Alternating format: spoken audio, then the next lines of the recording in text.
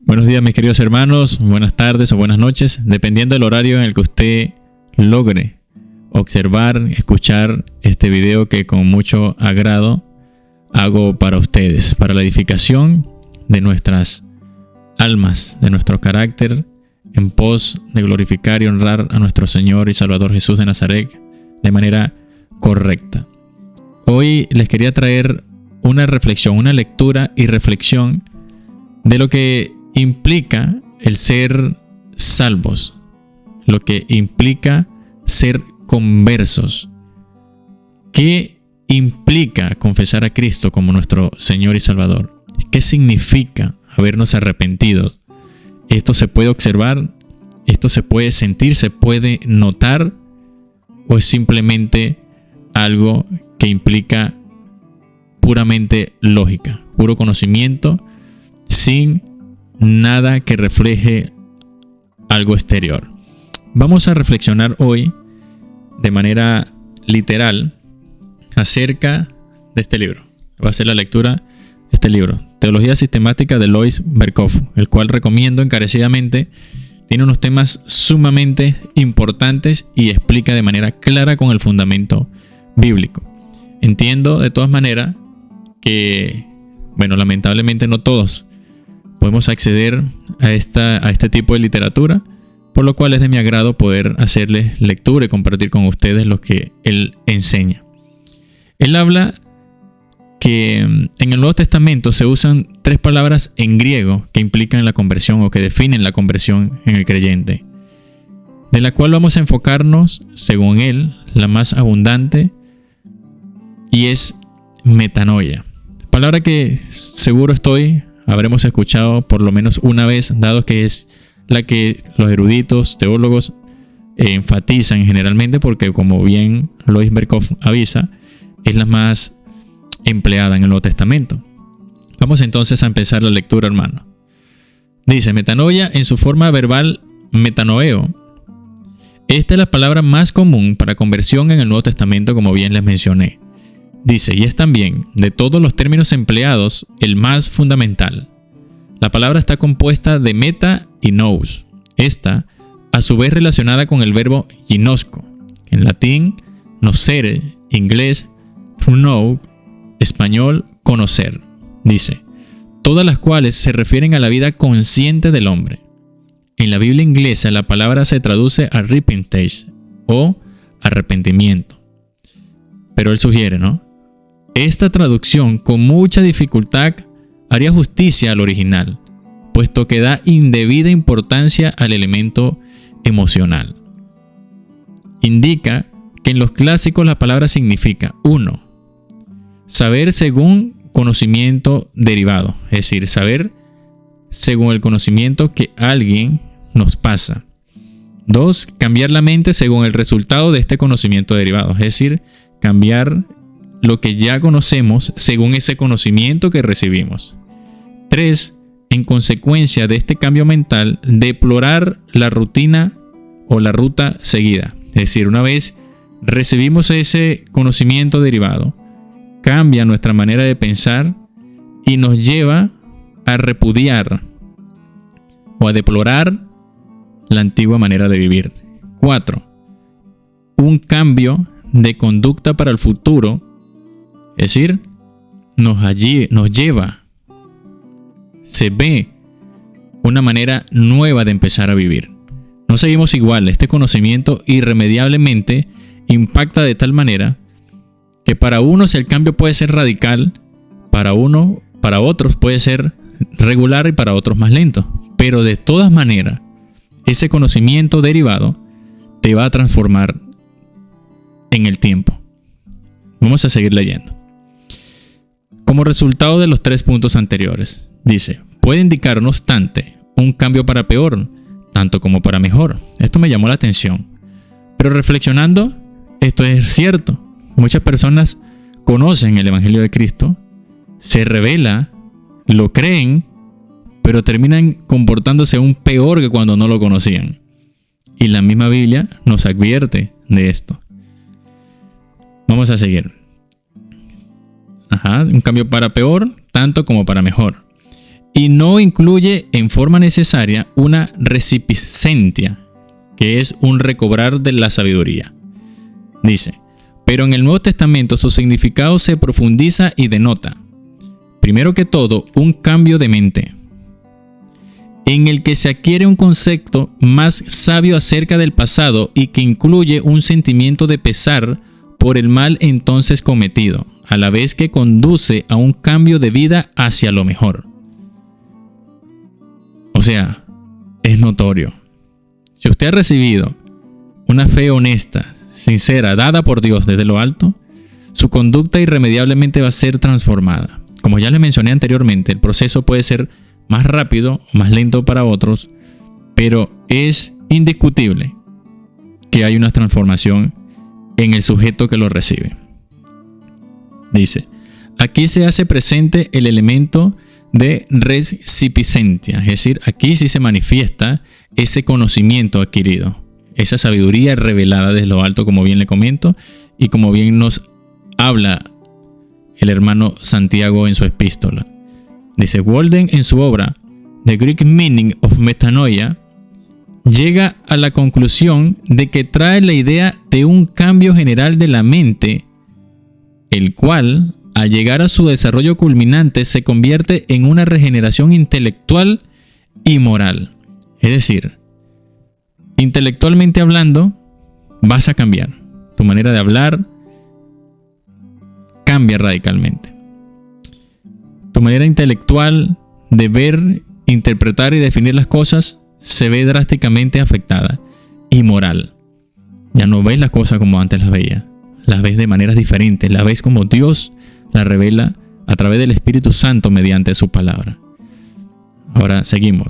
Aunque sostengamos que la palabra denota ante todo un cambio de mente, no debemos perder de vista el hecho de que su significado no queda limitado a lo intelectual, al conocimiento teórico, sino que incluye también el conocimiento moral, la conciencia. Ambas, mente y conciencia, están manchadas. Y aquí no hace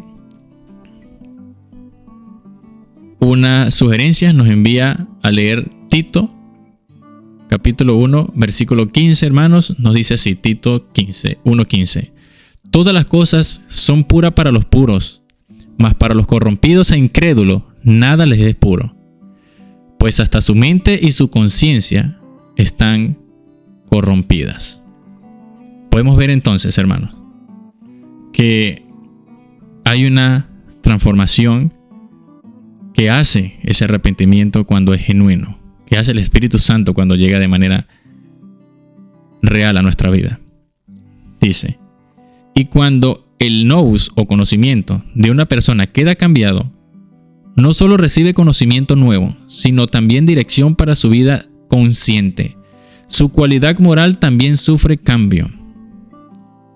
Para particularizar un poco más, diremos que el cambio indicado por la palabra metanoia tiene referencia, 1, a la vida intelectual. Vamos a leer 2 de Timoteo 2:25, que nos dice acá la palabra del Señor. Nos dice, que con mansedumbre corrija a los que se oponen, por si quizá Dios le conceda que se arrepientan para conocer la verdad. ¿Cómo entonces va a corregir este hombre o esta mujer con mansedumbre si no ha adquirido conocimiento? Si no tiene conocimiento dado por Dios a través de su palabra. Es imposible. Es decir, intelectualmente hablando, somos transformados. 2 Timoteo 2:25 dice, a un mejor conocimiento de Dios y de su verdad, y a una aceptación salvadora de ella, idéntica con la acción de la fe. 2. A la vida volitiva consciente, Hecho 8:22, a un retorno del yo hacia Dios. Esto de nuevo incluye la acción de la fe, es decir, nos lleva a renunciar al yo, como él dice, ¿no? A mis prioridades, a lo que yo quiero, a lo que yo pienso, a lo que yo deseo, para someternos a Dios y empezar entonces a hacer lo que Él quiere, lo que Él pide, lo que Él desea, lo que Él revela a través de su palabra. Vamos a ver qué nos dice Hechos 8:22. Dice, arrepiéntete, pues de esta tu maldad, y ruega a Dios si quizás te sea perdonado el pensamiento de tu corazón. Interesante. Vamos a la parte 3. Dice, a la vida emocional, hasta donde este cambio va acompañado con santa tristeza. 2 Corintios 7:10 dice, y abre campos nuevos de satisfacción para el pecador. Vamos a ver qué nos dice 2 Corintios 7:10. Porque la tristeza que es según Dios produce arrepentimiento para salvación, de que no hay que arrepentirse, pero la tristeza del mundo produce muerte. Es decir, según el arrepentimiento que Dios da, produce salvación, produce un cambio drástico en nuestras vidas. Entonces, ¿qué tenemos que hacer? Orar realmente, buscar, pedir al Señor. Que estos 3 puntos que nosotros hasta ahora hemos visto, si realmente no los hemos estado manifestando en nuestra vida, pedir al Señor que a través de su Santo Espíritu nos mueva, nos lleve realmente a manifestar lo que Él pide en nuestras vidas. Vamos a seguir leyendo porque está interesante. Dice, quedamos y abre campos nuevos de satisfacción para el pecador. En todos estos aspectos, metanoia incluye una oposición consciente a la condición anterior. Es decir, nosotros de manera consciente nos oponemos a repetir actitudes que antes vivíamos sin conocer a Cristo. Es decir, nosotros, si robábamos, pues ya no queremos robar más. Si éramos de carácter explosivo, intemperante, ¿qué hacemos? Repudiamos ese carácter y luchamos en todas nuestras fuerzas para poder cambiarlo. Si mentíamos, luchamos con todas nuestras fuerzas, nos oponemos a seguir mintiendo. Incluye entonces el repudio de manera voluntaria y consciente del antiguo yo, de la antigua manera de vivir. Seguimos leyendo. Esto, en metanoia, es un elemento esencial y por lo mismo merece cuidadosa atención. Ser convertido no es nada más pasar de una dirección consciente a otra, sino hacerlo con una aversión percibida claramente en contra de la dirección anterior. Siempre como dice, ¿no? Sino hacerlo con aversión, es decir, con un repudio total, realmente, de lo que nosotros hacíamos anteriormente. Yo no sé ustedes, hermanos, pero a veces me vienen pensamientos, o no pensamientos, recuerdos de mi antigua manera de vivir. Y de verdad me trae un pesar terrible y decir, Señor, ¿por qué no llegaste antes a mi vida, no? Perdóname por haberme comportado y haber hecho todas estas cosas. Pero en el momento también recuerdo, porque la conciencia te quiere acusar recordándote esta antigua manera de vivir. Recuerdo y digo, Padre, gracias, porque a través del Señor Jesucristo, de todas estas cosas, me has perdonado. Y menciono una frase o un mensaje que un pastor una vez dijo: cuando te vengan estos pensamientos del pasado que te quieren hacer sentir culpable, dile o dite a ti mismo: gracias por recordarme lo que jamás quiero volver a repetir. Te va a ayudar un montón, hermano, si esto te está sucediendo. Porque nos pasa, a mí me sigue sucediendo. Y lo sigo recordando y sigo diciendo esta frase. Y sigo recordando que ya el Señor Jesucristo me perdonó y me dio libertad de todo aquello que de manera voluntaria practicaba en contra de Dios anteriormente. Dices, continúa. En otras palabras, metanoia no tiene nada más un lado positivo, sino también uno negativo. Ve hacia atrás tanto como hacia adelante. La persona convertida se vuelve consciente de su ignorancia y de su error, de su rebelión y de su locura. Su conversión incluye a la vez fe y arrepentimiento. triste es decirlo, la iglesia, poco a poco, perdió de vista el significado original de metanoia. Y esto es tan cierto, hermanos, como que lo viví en carne propia.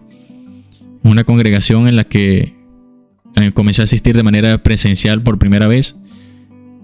Y escuché y vi directamente desde un púlpito como un pastor dijo que ya no era necesario predicar acerca del arrepentimiento, porque esto causaba incomodidad y molestia a aquellos que escuchaban.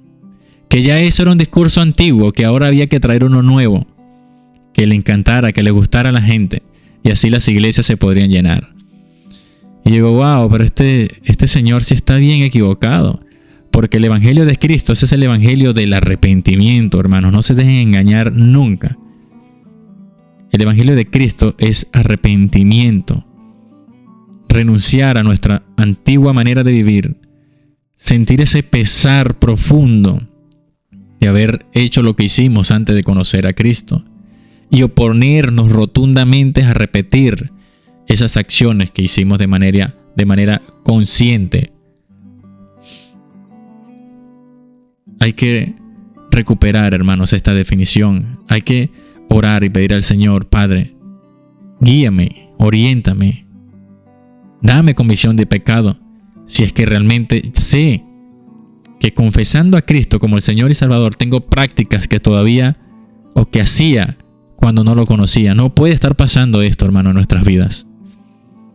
No puede pasar que un creyente diga conocer a Cristo por más de 1 año, 2, 3, 5, 20 años, hermanos, y tenga problemas todavía temperamentales incontrolables, porque no digo que no nos airemos. La palabra dice airaos, pero no pequéis.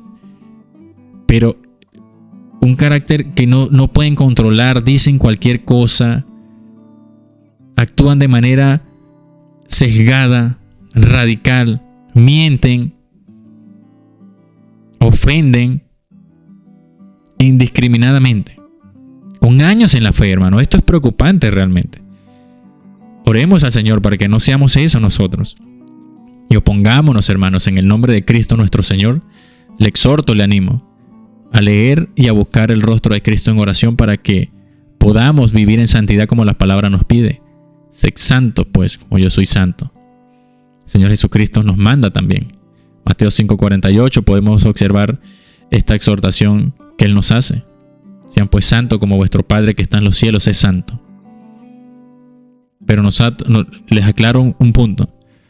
Nosotros no entramos en santidad para llegar a Cristo. Es al revés, hermanos. Es una frase de Adrian Rogers, el cual me gustó, me impactó bastante. Nosotros llegamos a Cristo para ser santos. Usted necesita a Cristo primero para poder entrar en una vida de santidad.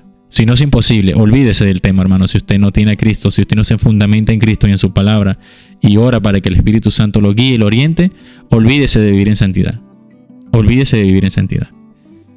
Seguimos con el cierre que él hace, ¿no?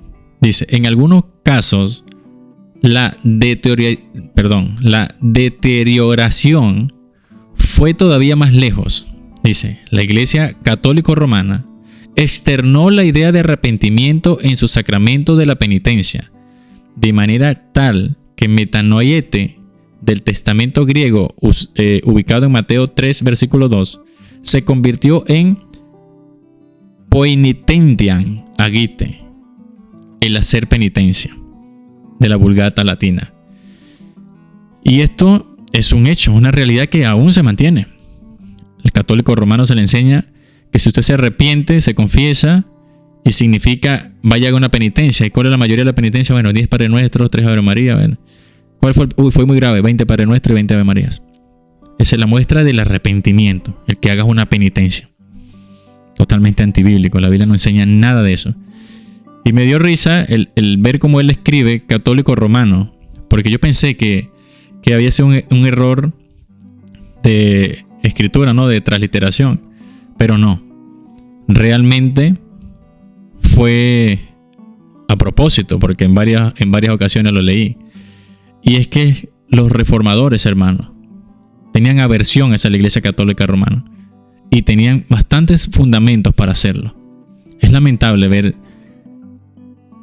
supuestos reformados con una postura blanda, edulcorada, maliciosa acerca del catolicismo romano de hoy en día.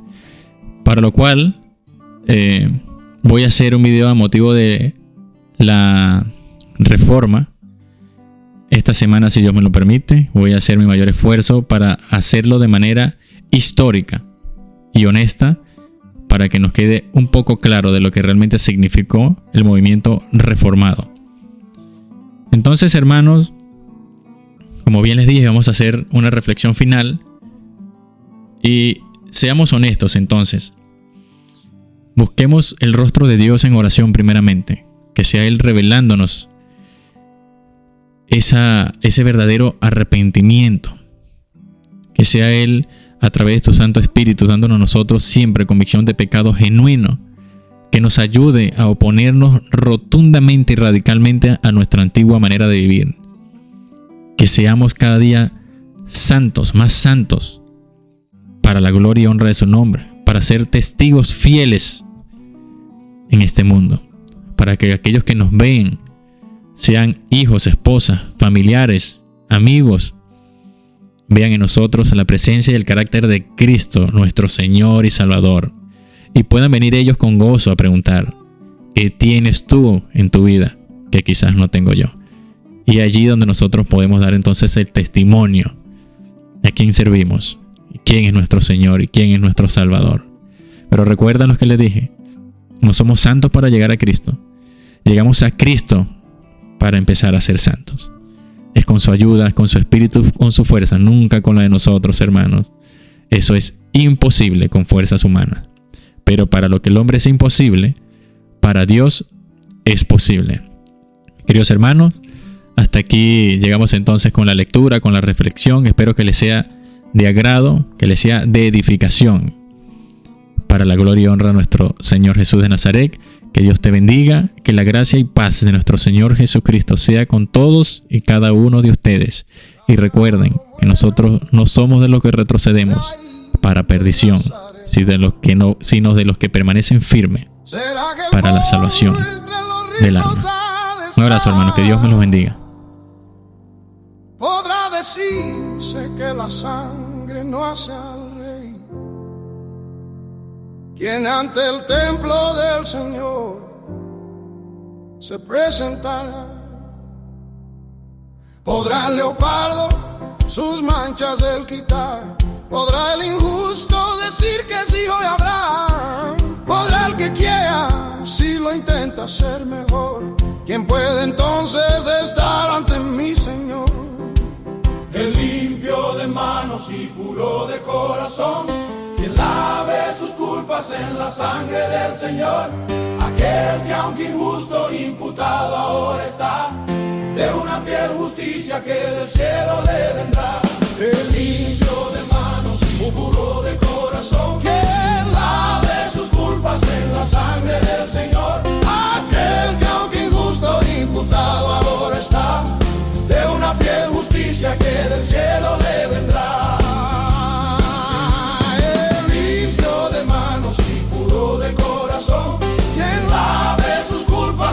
Sangre del Señor, aquel que aunque injusto imputado ahora está, de una fiel justicia que del cielo le vendrá.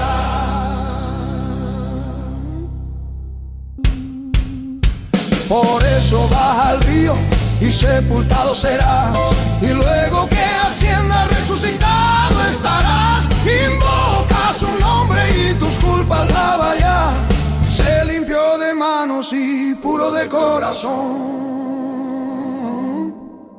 Y junto a los santos al son de su voz marchar, tú con los redimidos en su ejército estarás. Al final trompeta cuando en gloria volverá, con él estaremos para siempre hasta final.